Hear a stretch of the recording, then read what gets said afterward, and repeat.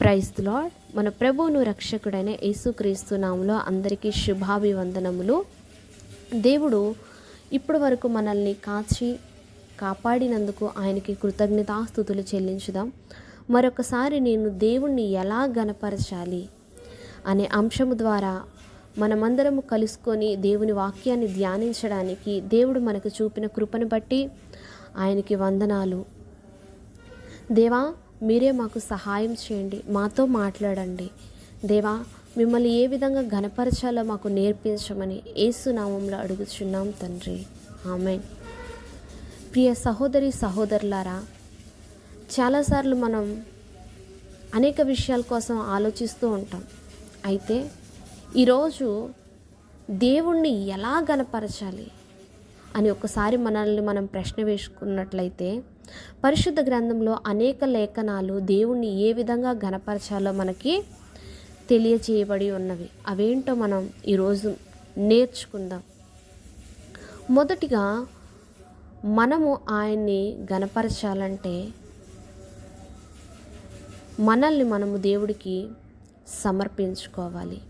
ప్రభువారు మాట్లాడుచున్నారు ఏమని అంటే, కీర్తనల గ్రంథము 60వ అధ్యాయము 30-31 చూసినట్లయితే, కీర్తనలతో నేను దేవుని నామమును స్తుతించెదను, కృతజ్ఞతాస్తుతులతో నేను ఆయన్ను గణపరచెదను.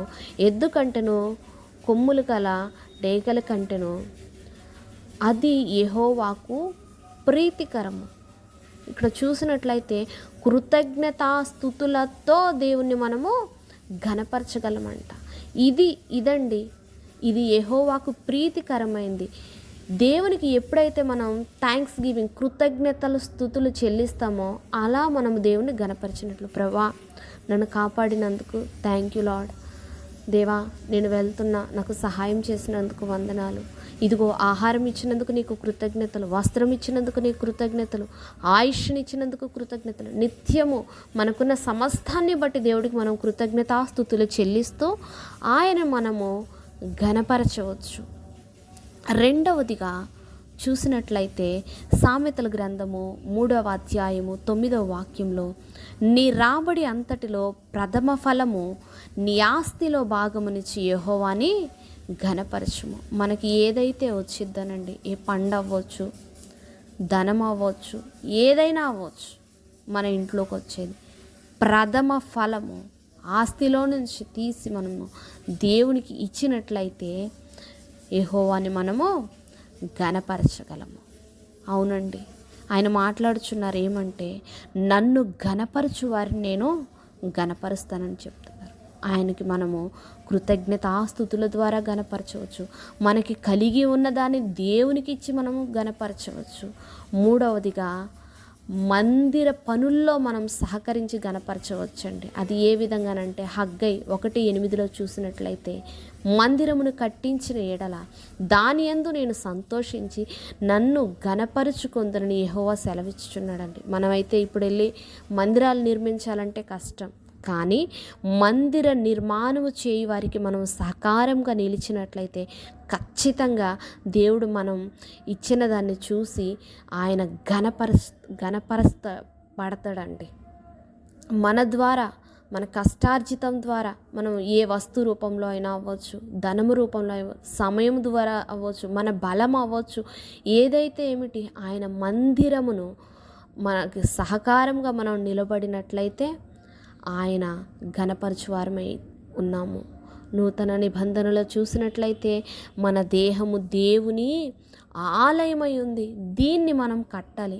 ఎలా కట్టాలంటే దేవుని వాక్యము ద్వారా కట్టాలి, దేవుని మాటలతో కట్టాలి. అప్పుడు దేవుడు ఘనపరచబడతాడంట. నా బ్రతుకు ద్వారా, నీ బ్రతుకు ద్వారా, మన అందరి బ్రతుకు ద్వారా, మన జీవితం ద్వారా, మన శరీరము ద్వారా, మన పవిత్రత ద్వారా దేవుడు వాడై ఉన్నాడు, ఘనపరచబడుచున్నారు. దేవుడికి మహిమ కలుగును గాక. మరొక మాట మనం చూసినట్లయితే, కీర్తనల గ్రంథము 100వ అధ్యాయము 4వ వాక్యంలో, కీర్తనలు పాడుచు ఆయన ఆవరణంలో ప్రవేశించుడి, ఆయనను స్తుతించుడి, ఆయన నామమును గణపరచుడి. ఇక్కడ మనం చూసినట్లయితే స్తుతించుచు ఆయన నామముని గణపరచాలంటే ఆయనకి ఎన్నో నామములు ఉన్నాయి. అవి మనం ప్రతిరోజు ప్రతినిత్యం మన మనసులో మన పెదవులతో మనం ఆ నామములను స్తుతించినట్లయితే ఆయన గణపరుస్తాడండి, గణపరచబడతాడండి. ఆయన నామము ఉన్నతమైన నామము, అన్ని నామముల కన్నా పైనామము, ఇమ్మానుయేలు నామము, యేసు అను నామము, మనోహరమైన నామము, ఘనమైన నామము, పరిశుద్ధమైన నామము, బలమైన దుర్గమైన నామము, అన్ని నామముల కన్నా పైనామము, నిత్య జీవమిచ్చు నామము. కనుక ఈ నామాన్ని మనము ధ్యానము చేసుకున్నట్లయితే ఈ నామములోనే సమస్త మేలులు, యేసయ్య నామంలో శక్తి ఉన్నదండి. దురాత్మలు పారదోలే శక్తి, పాపమును విడిపించే శక్తి, రక్షణనిచ్చే శక్తి. కనుక ఈ నామమును మనం స్తుతించినప్పుడు ఆయన నామము ద్వారా మనము ఆయన గణపరచగలము. పాటల ద్వారా, స్తుతి ద్వారా ఆయన మనము గణపరచగలము. మన దేవుడైన యెహోవాను గణపరచుడి, ఆయన పాదపీఠం ఎదుట సాగిలపడి గణపరచాలండి.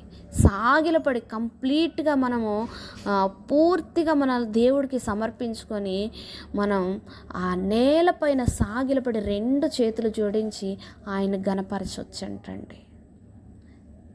ఇంకొక మాట, దేవుడి నామముని ఎరిగిన వాడు కనుక నేను అతన్ని ఘనపరిచెదనని ప్రభువు మాట్లాడుచున్నారు. ఆయన నామం మనం తెలుసుకోవాలి, ఆయన శక్తిని, ఆయన ప్రభావమును. అప్పుడు మనం తెలుసుకున్నట్లయితే, ఆయన నామములో ఉన్న శక్తిని మనం తెలుసుకున్నట్లయితే దేవుడు మనల్ని ఘనపరుస్తాడంట. కనుక సకలాశీర్వాద వచనములకు మించిన ఆయన నామము స్తుతింపబడునుగాక అని భక్తులు చెప్పుచున్నారు. కనుక మనం ఏం చేయాలంటే ఆయన శౌర్యమును బట్టి, ఆయన నామము ఘనమైనదని మనము తెలుసుకొని, ఆయన నామము ఘనముగా ఎంచబడినని దేవుడు చెప్పుచున్నారు. ఘనమైన మహారాజయ్య ఉన్నాడు. కనుక మహాగణుడు, మహోన్నతుడు, పరిశుద్ధుడు, నిత్య నివాసి అయిన దేవుని నామమును మనము గణపరచాలండి. ఇప్పుడు కొన్ని విషయాలు మనం మాట్లాడుకున్నాం పరిశుద్ధ గ్రంథంలో నుండి. మరలా ఒకసారి జ్ఞాపకం చేసుకుందాం. కృతజ్ఞతాస్తుతులు అర్పించుట ద్వారా, థ్యాంక్ యూ జీసస్, నా బిడ్డలను బట్టి నీకు వందనాలు, నా గృహాన్ని బట్టి నీకు వందనాలు, నా ఆత్మీయ స్థితిని బట్టి నీకు వందనాలు, మీరు ఇచ్చిన వరాలను బట్టి, ఫలాలను బట్టి కృతజ్ఞత థ్యాంక్స్ చెప్పండి. మనం ఎవరైనా చిన్న సహాయం చేస్తేనే వారికి కృతజ్ఞతలు చెప్పకుండా ఉండలేము. థ్యాంక్స్ అన్న, థ్యాంక్స్ చెల్లి, థ్యాంక్స్ అక్క, థ్యాంక్స్ బ్రదర్ అని చెప్తాం. అయితే దేవుడు మనకి సమస్తాన్ని కలుగ చేశాడు. ఇప్పుడు మనకున్న ఊపిరి ద్వారా కూడా దేవుడికి మనం కృతజ్ఞతాస్తుతులు చెల్లించవచ్చు. మనం చూస్తున్న చూపు, మాట్లాడుతున్న మాట, ఈ అవయవాలు, ఈ యొక్క స్థితి లేక ఎంతోమంది హాస్పిటల్లో ఉన్నారండి. కనుక వారి నిమిత్తం వారు కోలుకోవాలని ప్రభా, వారిని బాగు చేసినందుకు వందనాలు, బ్రతికించినందుకు కృతజ్ఞతాస్తుతులు చెల్లించున్నాం. అనేక విషయాలపైన దేవుడికి మనం కృతజ్ఞతాస్తుతులు చెల్లించవచ్చు. తరువాత ఆయనని మనము సేవించుట ద్వారా, వెంబడించుట ద్వారా ఆయన మనల్ని గణపరుస్తాడు.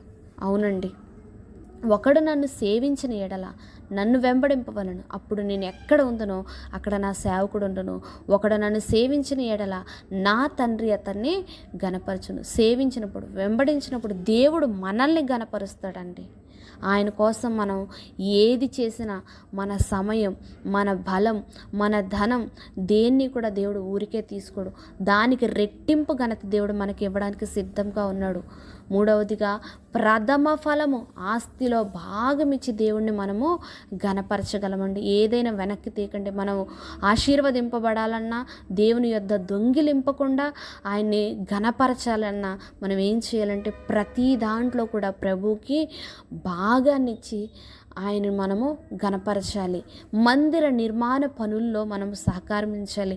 ఆత్మీయ, శారీరక, బౌద్ధికంగా మనము మందిర పనుల్లో మనము సహకరించాలి. మన ధనం అవ్వచ్చు, మన యొక్క బలం అవ్వచ్చు, మన యొక్క సమయం అవ్వచ్చు, ఏదైనా సరే ఆయన కనపడే మందిర పనుల్లో మనం సహకరించిన దేవుడికి సంతోషము. అంతకంటే ప్రాముఖ్యంగా మరి ఆత్మీయ మందిరం, మన శరీరము, మన హృదయము ఆయనకి ఆలయమై ఉంది కాబట్టి ఈ మందిర నిర్మాణ పనుల్లో మనం ఏదైతే విడిచిపెడతామో పాపాన్ని, దాని ద్వారా కూడా దేవుడు మనల్ని ఘనపరుస్తాడు, ఆయన మహిమపరచబడతాడు. తరువాత వాక్యము ఉపదేశ క్రమం అంటండి. వాక్యము ద్వారా ఆ వాక్యాన్ని దేవుడు ఏం చేశాడంటే యెషయా గ్రంథము 42:21 యెహోవా తన నీతిని బట్టి సంతోషము గలవాడై ఉపదేశ క్రమం ఒకటి ఘనపరిచి గొప్ప చేసిన, ఆయన గొప్ప చేసింది ఏంటంటే ఉపదేశ క్రమము అండి. అంటే వాక్య క్రమము. ఇప్పుడు వాక్యం ఏదైతే ఉందో ఆ వాక్యాన్ని వినడం ద్వారా, చదవడం ద్వారా, చెప్పడం ద్వారా, నేర్చుకోవడం ద్వారా, వాక్యాన్ని అన్వయించుకోవడం ద్వారా, వాక్య ప్రకారం జీవించడం ద్వారా దేవుడు మహిమపరచబడతారు. తరువాత కీర్తనలు, పాటలు ద్వారా ఆయనని స్తుతించడం ద్వారా, ప్రైజ్ చేయటం ద్వారా, హృదయపూర్వకంగా పాటలు పాడుతూ ఆయన్ని స్తుతించటం ద్వారా, తరువాత సాగిలపడి మనల్ని మనము తగ్గించుకొనుట ద్వారా దేవుడు మహిమపరచబడతాడండి. ఇవన్నీ మనం మన జీవితంలో అన్వయించుకున్నట్లయితే, చేసినట్లయితే ఈ విధంగా మనము దేవుణ్ణి ఘనపరచగలము. నేను ఎలా ఘనపరచాలి అంటే, నేను కృతజ్ఞతాస్తుతుల ద్వారా దేవుణ్ణి ఘనపరుస్తా. నేను ఆయన్ని సేవించటం ద్వారా, వెంబడించటం ద్వారా దేవుణ్ణి ఘనపరుస్తా. నా ఆస్తిలో నా ప్రథమ ఫలము దేవుడికి భాగముగా ఇచ్చుట ద్వారా నేను ఘనపరుస్తాను. ఆయన మందిర నిర్మాణ పనుల్లో సహకారం చేయటం ద్వారా ఆయన ఘనపరుస్తాను. వాక్యము ఉపదేశ క్రమము ద్వారా నేను ఆయన్ని ఘనపరుస్తాను. కీర్తనలు, పాటలు స్తుతించుట ద్వారా దేవుణ్ణి ఘనపరుస్తాను. సాగిలపడుట ద్వారా నన్ను నేను తగ్గించుకొని దేవుణ్ణి ఘనపరచుదానినై ఉన్నాను. ప్రియ దేవుని సంఘమా, నా సహోదరి సహోదరులారా, ఈ విషయాలు మీరు కూడా జ్ఞాపకం చేసుకొని, ఇవి అన్వయించుకొని, నేర్చుకొని మీ జీవితం ద్వారా కూడా దేవుణ్ణి ఘనపరచాలని ఆశిస్తున్నాను. దేవుడు ఈ కొద్ది మాటలు మన హృదయాల్లో ఫలింపచేసి ఆశీర్వదించి దీవించునుగాక. ఆమెన్.